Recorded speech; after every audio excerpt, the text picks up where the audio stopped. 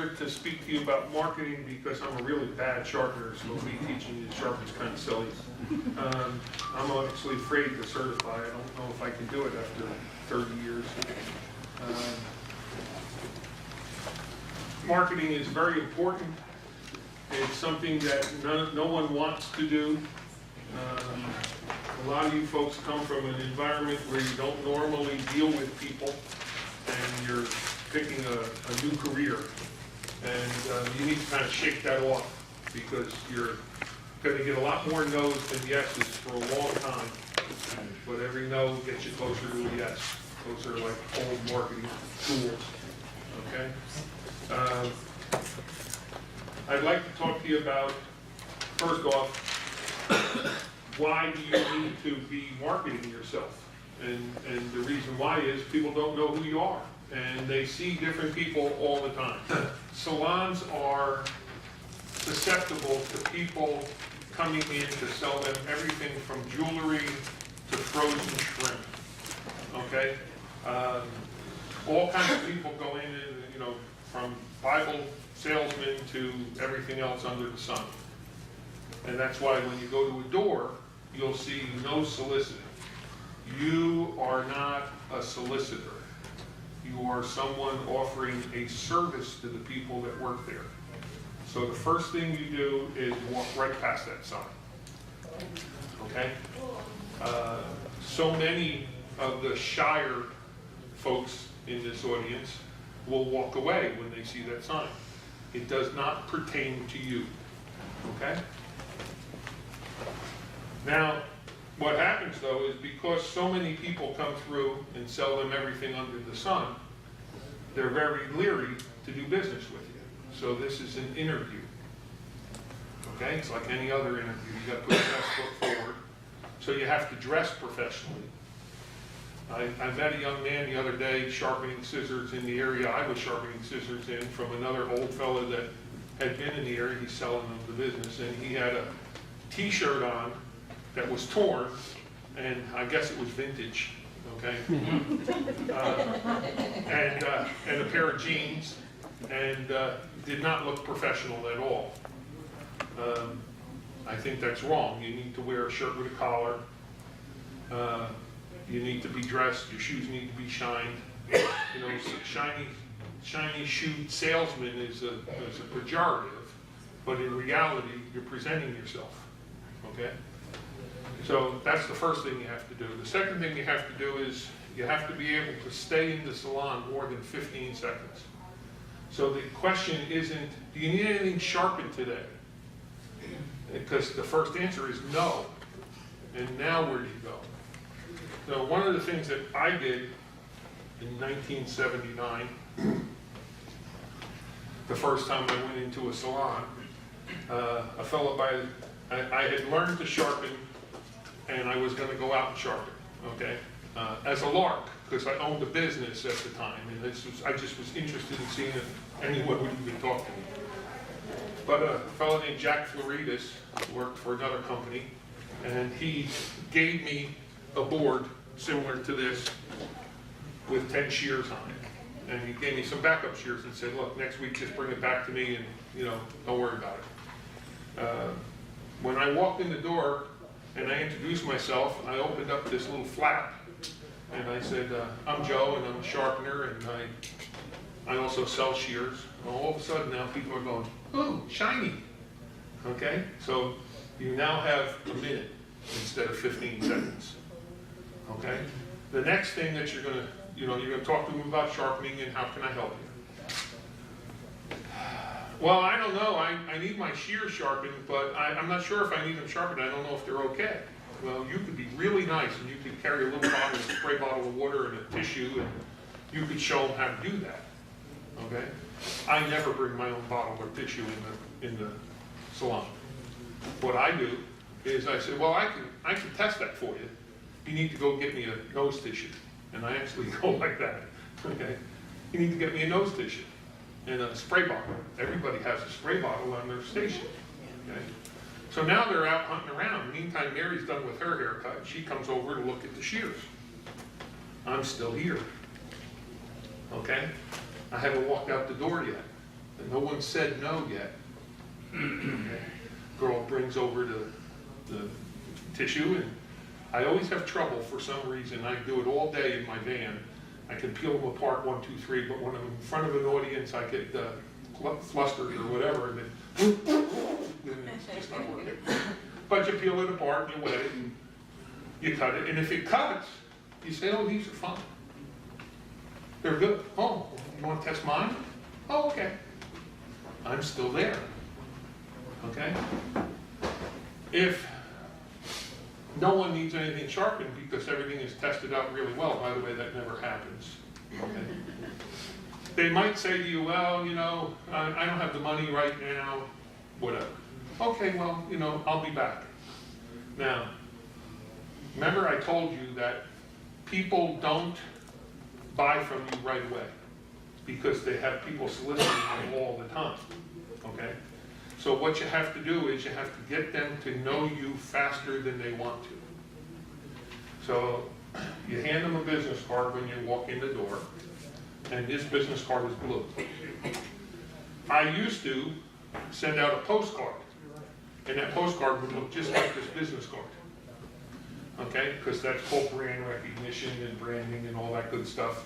There's technical terms for that those marketing people charge you a lot of money for. And I would send out a postcard before I go, a week before I go the next time. But I would show them the postcard the first time I walked in the door and say, in 5 weeks, you're going to get one of these. And that'll let you know when I'm coming. In 5 weeks, it shows up. I actually did what I said I was going to do, okay? In 3 days, on the day that I'm supposed to be there, I actually show up. Oh my goodness, I actually did what I said I was going to do. And I hand them my business card again. By the way, these are very cheap, right? You want to hand these to as many people as you can. And I show them the postcard so that if this gatekeeper, who might be a different one than the one, depending on what day of the week they're working, I show them the postcard, and then it rings a bell because she saw that in the back, posted on the board or whatever. We've now contacted them the first time. We sent them a postcard. That's the second time. You showed up. That's the third time. A few weeks later, you send them another postcard, okay, and then you show up again. That's 5 contacts in about 10 weeks. In about 10 weeks.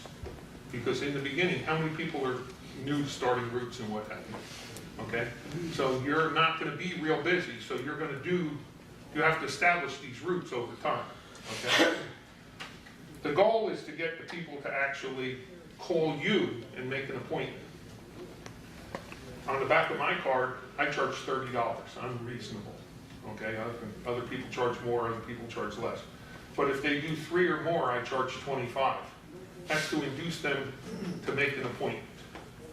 If I can get them to make an appointment and I show up, I know I'm going to make $100 or $150 because they organize themselves. Another interesting thing that I used when I first moved to North Carolina a little over 5 years ago is a monkey cord. Everybody know what a monkey cord is? Okay, nobody not? You buy these for $5 from whoever that's now selling the monkey cords.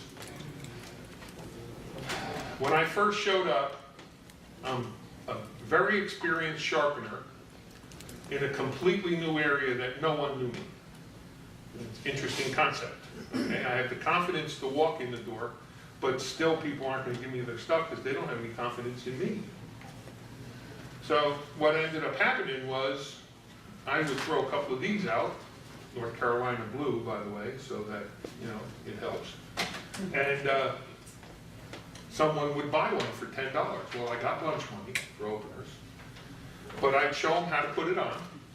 I wouldn't put it on for them because it takes way too long, but I'd get it started, okay?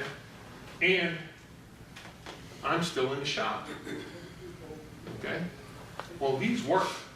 They work really, really well. So 2, 3, 4 days later, I get a phone call. I answer the phone. Most of you people won't answer your phone, okay? or you're using your home number. Throw your home phone away, buy a cell phone, put it in your pocket, and answer it when your customer calls you, okay? People don't do it. They let it go to voicemail. They're afraid to talk to the customer. I don't know that number. That must be a customer. I'm not going to talk to them until I know what they want. Really? Seriously. Customer, you want their phone? Yeah, okay. So 2, 3, 4 days later, I get a phone call. Hi, Joe, you the sharpener? Yeah, I'm the sharpener. Okay. You sold me this monkey cord, and I live in Thomasville. My shop's in oh, they don't even tell you that, actually. They say, and I'd like you to come. I said, okay. Where are you? Oh, I'm in Thomasville. Okay, let's narrow this down a little bit. You know, would you give me the address of the shop so I can put it in the GPS and find you again? And they do. But what ends up happening is you came to see them. You solved the problem they didn't even know they had. Okay? They called you, you answered the phone. 2 days later, because you don't have to run there right that minute, you make an appointment with them, okay, 2, 3 days. You showed up when you said you were going to, and you solved some more problems. Every person I sold a monkey cord to ended up being a customer, okay? They would give, a lot of times what a customer will do is they'll dig in the back of the drawer, and they'll find that scissor that they gave up on, and they'll pull it out, and they'll hand it to you. Here's what you say to them. Thank you. Because they're giving you a try. They don't know you. They don't know if you're going to ruin their stuff. And that's what they're afraid of, because the last 3 guys ruined their stuff because they never got trained. Okay? When I moved to Salisbury, first day after I got unpacked and whatever, I was living in an apartment at the time, I went into downtown Salisbury, which is a really ugly looking place. And I went into a black barber shop, little old man by himself, and introduced myself. He was shocked that I was even there. What's this guy doing in my barber shop? Okay. But he was nice. And he dug in the back of the drawer and he handed me an old Sargent 7-inch carbide steel scissor that was black from oxidation. Okay. Jim sells a eraser that erases the oxidation. I took it outside, I took it apart, I cleaned it all up with the eraser, I sharpened it, walked back in the door, and I hand him the scissor in my hand like this. He doesn't even try it. He reaches over to the counter and he picks up his good shears and he hands them to me and I go out and buy it. Okay? It's all about having the opportunity to show what you know, okay? Take every opportunity you can. Sell them this and drive back to Thomasville, North Carolina, okay? Because you're going in, don't hurt yourself, don't go way out of your way, but go in that direction on that particular day again and take care of them. Every one of those people, when I got done, I either sold a couple more of them and or sharpened something for them, or they picked something out of the case. Because you showed up. You said what you were going to do. Now, how do you establish a route? How do you get to where you're going to go? I used to live in New Jersey. There were 13 million people within 50 miles of my house. Pretty much you could throw a stone and hit a slug. Okay? I now live in North Carolina, and there's more cows between me and the highway than there are people in the first 10 miles. But I still sit in the middle of 3.5 million people within 50 miles of my house. You just go to where the people are, okay? And then you establish routes. I work 4 days a week. Since I'm an old fart, I only work 4 or 5 hours a day.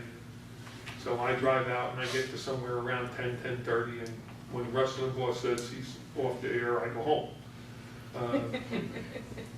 I don't really like listening to Sean, so I just drive home after that. So anyway,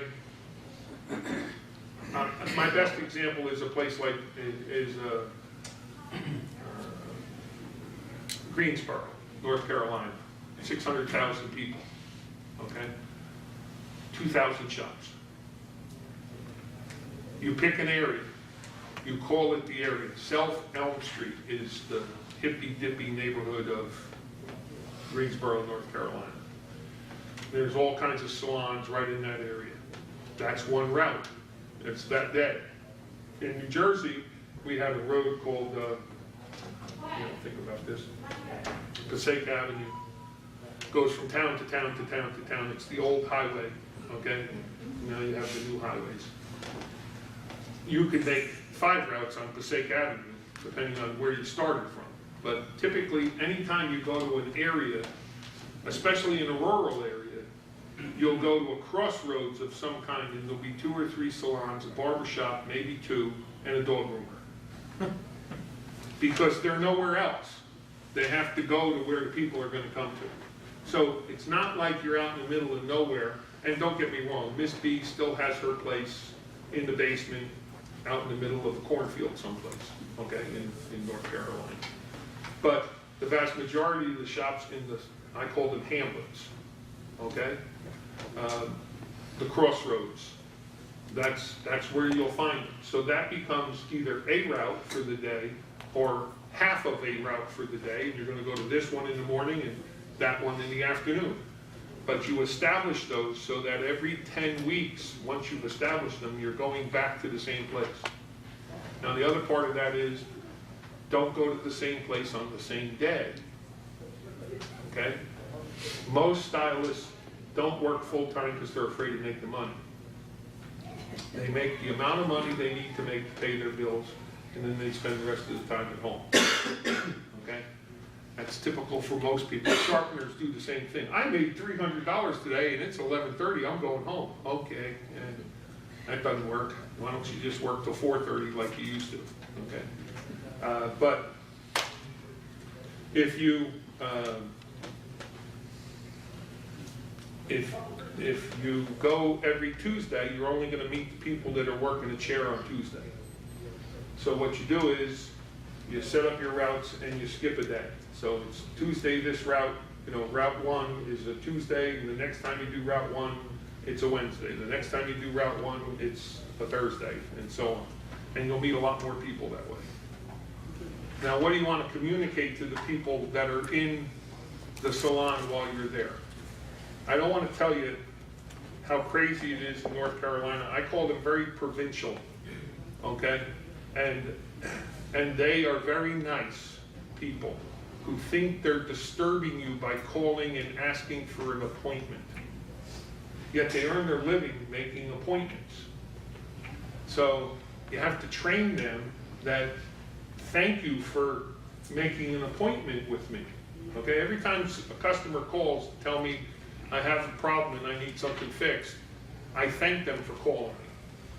But every time I leave a salon, whether I just showed up there or I had an appointment, I remind them, I like to work by appointment too.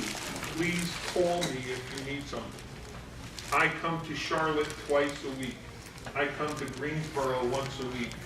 I come to Winston-Salem once a week, okay? So you're not putting me out. Please call me, okay? If you say it 30 or 40 or 50 times, eventually, they didn't graduate from the Harvard School of Beauty, so it takes a little while to get them to get the idea. And it's all about being reliable. I broke a scissor on Friday. First one in about 5 years. The first thing I did was tell myself how stupid I was. I work in the van, by the way, so I can yell at myself and nobody hears me. You guys that work in the salons, you have to be nice all the time. And I can't listen to Rush while I'm in the salon. So I consider it my office. I keep the car running. I'm in a ghetto in the middle of whatever town. And my car is running. And everybody asks me, well, what if somebody steals it? Okay. I don't have to work for a couple of days, and I have insurance. So we're gonna get. No, I'm out in the van. I'm not if I'm in the store. I keep the car running all the time because I button up the windows and I keep the air conditioning on or the heat on. Except for when it's really nice, then I leave all the windows open. Okay. So I just believe that nobody's going to bother what I have, and I've been doing it a long time and no one's bothered you yet. Now, they might see me, leaving the car, or coming back to the car, and maybe they think twice about whether they want to steal that car. But I'm not sure. He said, or they'll come up to me and say, no, I decided not to steal your car. But you have to have faith in what you're doing, and you have to be willing to go places that you might not have a comfort level. Okay? A prime example of this is that same black gentleman in downtown Salisbury, which is horrible to start with, I keep saying that. But while I was there and I got done doing the 2 pair of scissors, he says to me, does you go to East Spencer? And I said, I have no idea where I am since I only got here 3 days ago. But if you tell me where East Spencer, oh, it's just on the other side of the bridge here. But it's the ghetto. That's what he said. Yeah. And I said, well, seriously, I don't think anybody's going to steal me, so I'm going. Okay. Well, my nephew needs something done, and he has a barber shop there. And if you would go there, he could use your service. I said, okay. He told me how to go, and I plugged it into my GPS, and it was the ghetto. So he had a brand new, the equivalent of a 3-car garage, all brick, no windows. And the front door and the back door had a gate on it.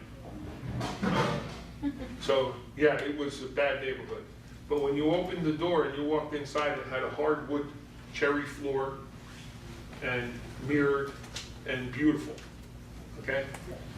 And he just wanted to earn a living. And he had a couple of barbers working there. So we did their sharpening, and then I went down the street and did other barbers and beauty parlors in the ghetto. Okay? About 2 weeks, 3 weeks later, I'm pushing my shopping cart through the food line. And I'm easily recognizable. So this fellow walks up behind me and he taps me on the shoulder and then backs away.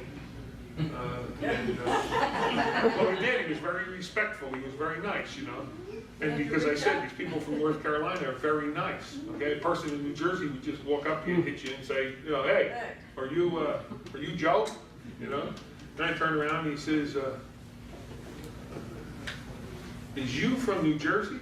And I said, yes, I am. And he said, use the sharpener? And I said, yes, I am. And he took the card out of his pocket and said, I was a barber. Can you come to my shop? So there's an untapped area of people that you can do business with. All you have to do is be willing to go into the neighborhood and do it. And I wouldn't go there at 9 o'clock at night, but I'd go there at 3 o'clock in the afternoon. Okay? So, and my past experience is they have just as much money as everybody else and the money's greedy. So you don't want to avoid those areas. Okay? They're appreciative that you're doing business with them. And probably politically incorrect, but this is a fact. This is the way it works. Okay? The other thing that I told you about is having shears.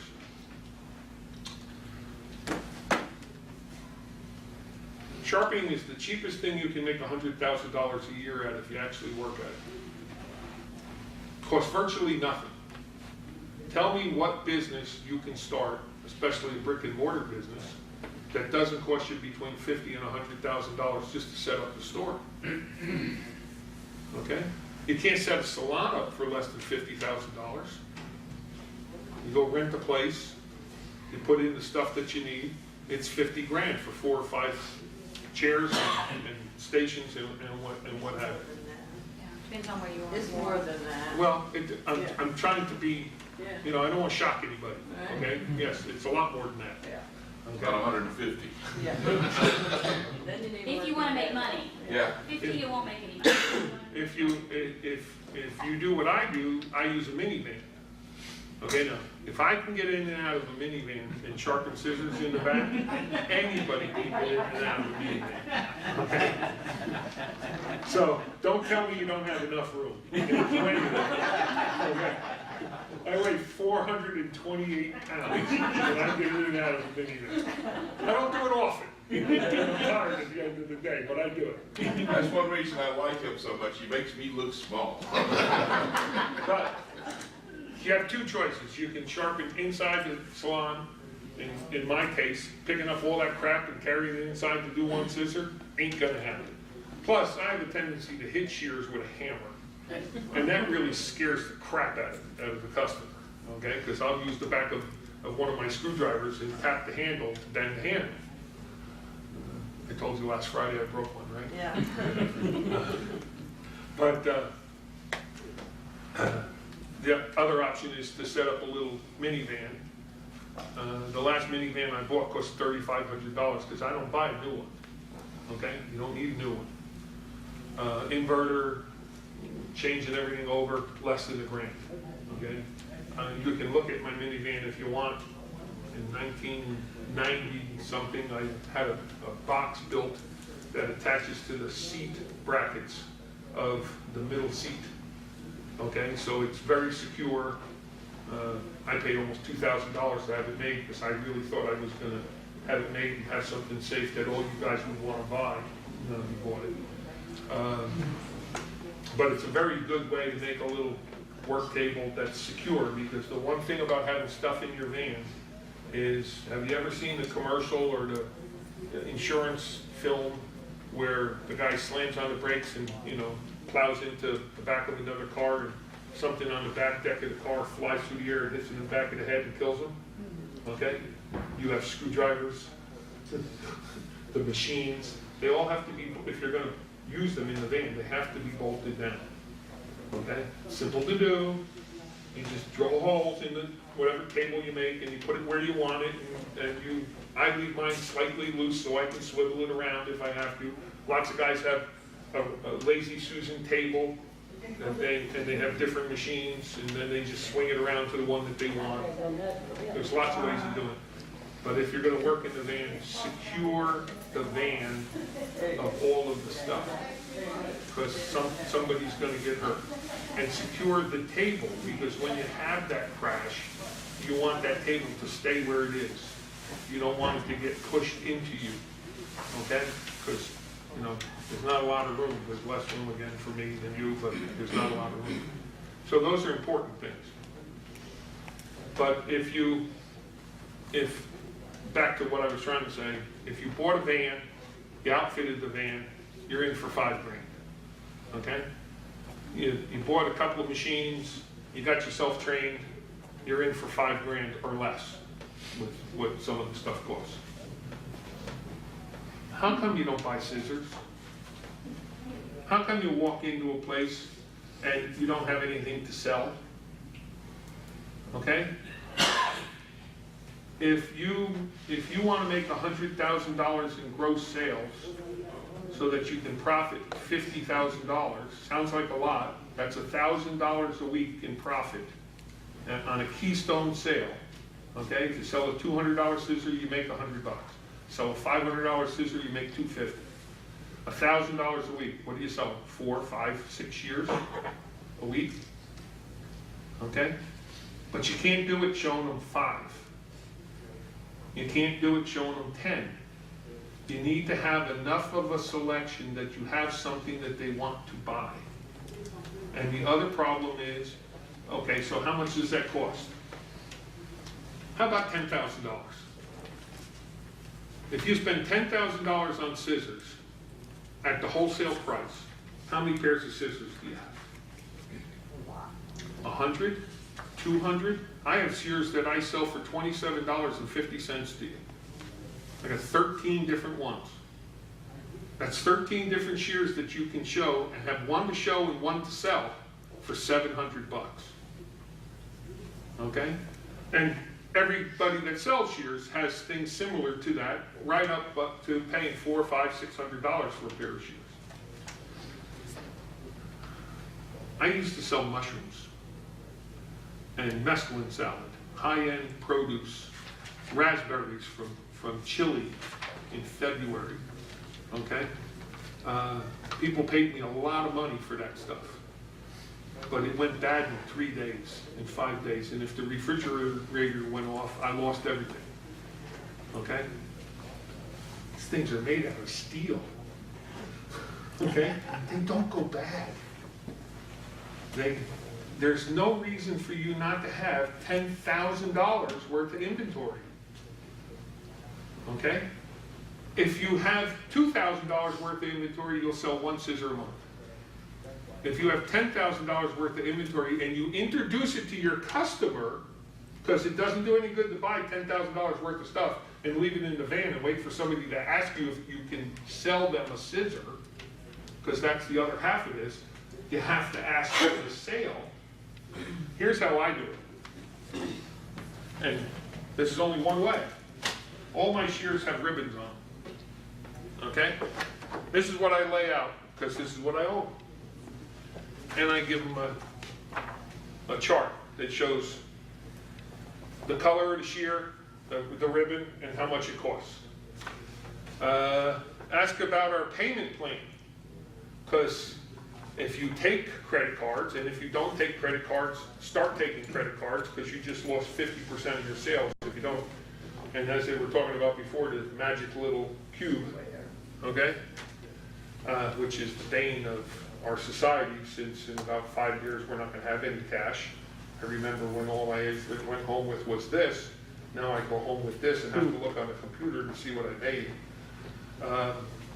I like this more. But if you lay out this many shears, and by the way, I take this in and lay it out too, into a salon with 9-inch curved shears. And almost every time I do it, someone picks one of those up and goes, "Mary, what the hell do you do with this?"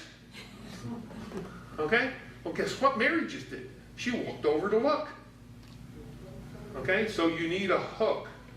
There was another grooming shear out there that was 8 or 9 inches long, and it was a Filipino style. It wasn't Filipino, but it was a wider shear, and it had holes in it.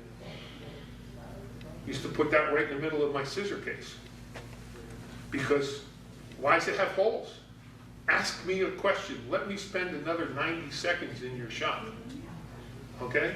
These are simple sales tools to continue to have people ask you questions. In my case, I have swivel razors. You can buy these from me for $7.50 if you buy a dozen. They cost you $10.50 if you want less than a dozen. What does that mean? It means I don't want to sell you less than a dozen because it's not worth my time. Okay? If you can't buy a dozen of these, why are you buying any? You should be taking this and a nice case and putting it together and giving them away when they pay retail of $199 for 2 pair of scissors. A $400 sale. In my case, you're paying $65 a piece for them. Okay, so it's $130, $7.50, and $10 for the case. And you just made a sale of $400. The industry. How many people here did hairdressing? Okay, buy one get one free. When you sell hairspray or a gel or whatever, your whole industry is based on that thing. Your whole industry, when you buy your products, was based on buy 3 cases, get 1 case free. Yep? Okay? So if you speak their language and you put kits together and you use items like this is a $30 retail value. That case is a $20 retail value. That's a $50 value. You're giving them $50 worth of stuff for free if they buy 2. Why do you want them to buy 2? Well, you make $140 a pair on each one of the 2. You want to make $140 that day, or take away this, when you do the other. So you're going to make $250 instead of $140. Do you care what you hand them? Or do you care what you walk away with? Does anybody have a problem with that? Do you think I'm being like mean or anything? Because if you can make a sale and you can walk away with an extra $100 because you gave away $40 or $30 worth of product, but you walked away with an extra 100, what's wrong with this picture? Okay? That's what you have to do. but you can't sell shears if you don't show them enough different products. I have 9 or 10 different swivel thumbs in these cases. A black one, a silver one, one with diamonds, okay. The other fun part is when you sharpen shears and you look and you're reading the shear and it says, handmade. Really? Seriously. Whoever bought that handmade scissor, you need to go sell them something because they're really easy. Okay? Gentleman in the back has 40 swivel thumb shears that he brings in to show to his customers because he has every size, 2, 3, 4 sizes of the same thing, of the same model. I'm a believer, because I'm frugal, in showing 1 or 2 sizes and having the rest of them out in the van. And when they say, oh, I really like this, but I want it in 6.5 inches, and you only have it in 6. Hold on a minute, I'll go get you a 6.5. Now they have to buy it. Okay?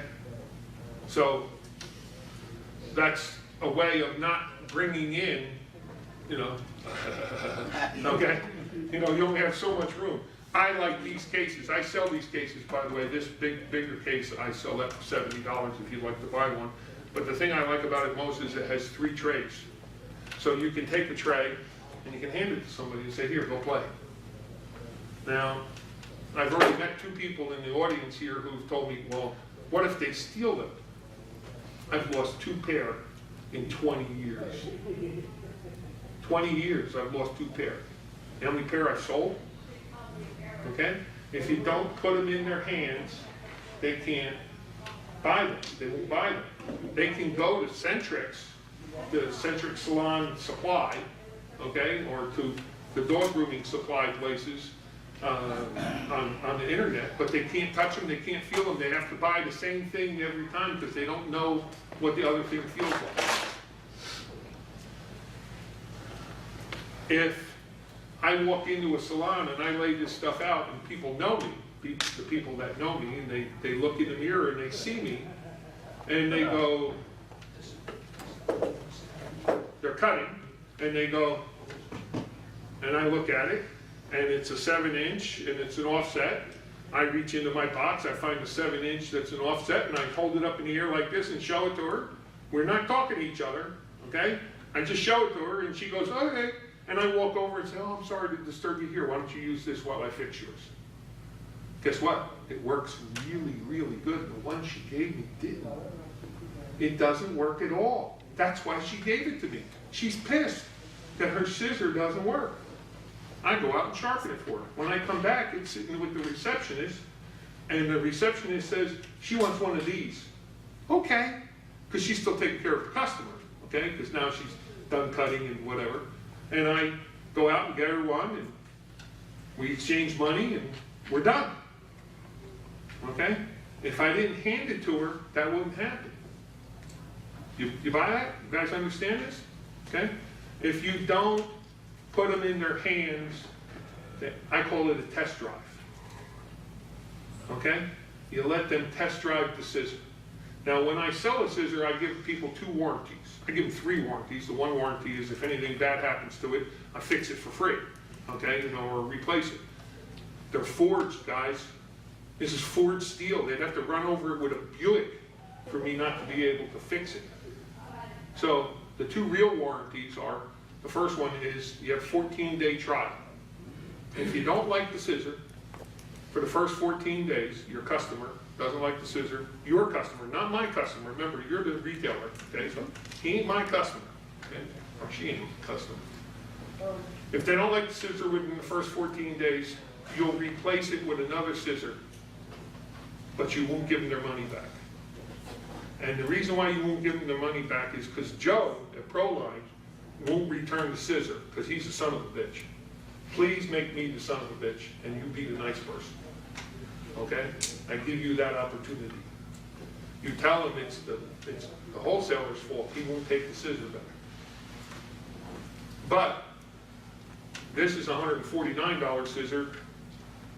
and they might have bought this one, which is a $229 scissor. One of the realities is when she comes home with this $229 scissor, her husband says, we can't make the rent, you can't keep that, okay? Or, who told you you could buy it, whatever, okay? And he should be hit in the head, but that's personal stuff. They're gonna call you up and say, I don't like this one, you know. Now, you can't take it back, you're not gonna lose the sale.